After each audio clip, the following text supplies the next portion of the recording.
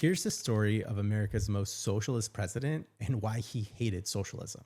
Franklin Delano Roosevelt, FDR, passed some of the most government-heavy economic policies ever, but absolutely refused to be called a socialist. When FDR took office in 1933, the Great Depression had wrecked the country. 1 in 4 Americans were unemployed. Banks were collapsing. The free market capitalist system was failing.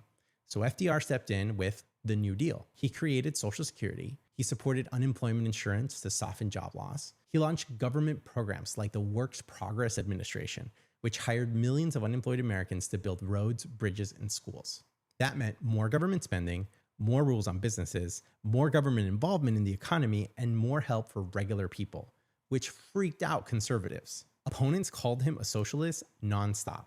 But he knew labeling himself a socialist would only benefit his opponents and not help him pass any policies. To him, the label was propaganda, meant to shut down debate, not make policies better. So unlike some of today's progressives who embrace the label, FDR didn't fall for the trap. He constantly clapped back, like in 1936 when he said, "Socialism is a scare word they have hurled at every advance the people have made in the last 20 years. And when critics said he hated capitalism, he joked, "I'm the best friend the profit system ever had." FDR wasn't trying to end capitalism because he knew most Americans didn't want that. But what he did understand was that capitalism needed to be saved from itself, controlled by a powerful government with the people's interests clear and center. And that's how America's most socialist president used socialist policies to control capitalism and protect people, all while never calling himself a socialist.